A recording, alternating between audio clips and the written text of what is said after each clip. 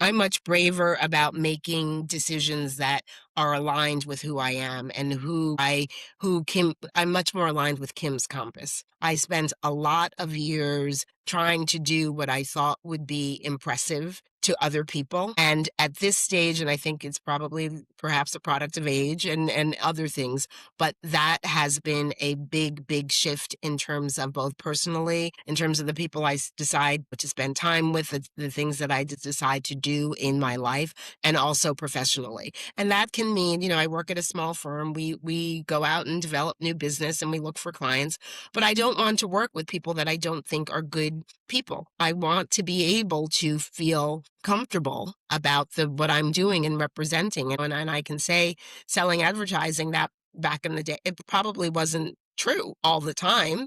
I didn't sell terrible things. I had a job to do, and it was a different, my values were different. But I'm so much more aligned with Kim's compass. I've got to tell you, and it shows how Thank you. connected you are to yourself and your values, getting to understand a little bit more about you in the short conversations we've had.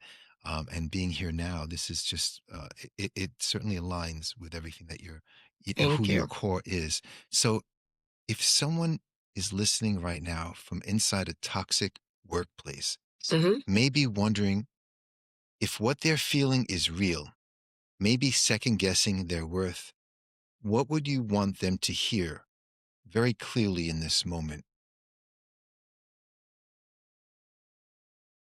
Gaslighting is a thing. It's a real gaslighting is not, it is real. And when you're in the middle of it, it's very hard to trust you. One of the one of the secrets I think about people who drive those kinds of situations is they understand the power, and you're not crazy.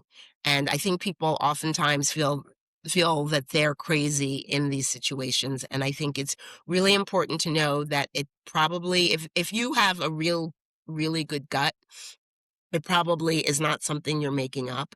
But you also have to be like yourself enough to give yourself the permission to talk about it within a trusted circle. I don't think, I think that if you're in a toxic environment, there's probably a lot of fear that's involved in that. And so you may not want to, sort of, the workplace is hard, and you don't want to necessarily go in a situation where you're like, oh, I'm going to do something and jeopardize my job, but give yourself permission to say, my feelings are valid, and I need to um, find people that I can trust to just talk about it and seek help if you need. I mean, if nothing that this, we were talking about Gen X, if nothing, or Gen Z, I guess, if this generation has taught us anything, it's that it's okay to take care of yourself as well as take care of your company and everything else.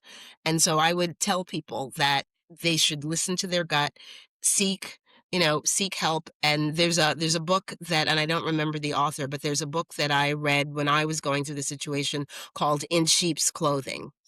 And it was about, and someone actually in my family who had gone through a similar toxic situation recommended it to me. And it just sort of broke down different personality types of people that can get you in that cycle. I've recommended it to several other people who have gone through that situation, and I thought it was very helpful. It's called In Sheep's Clothing. I don't remember, unfortunately, the author, but I do think it's a helpful resource just to know it's not just you.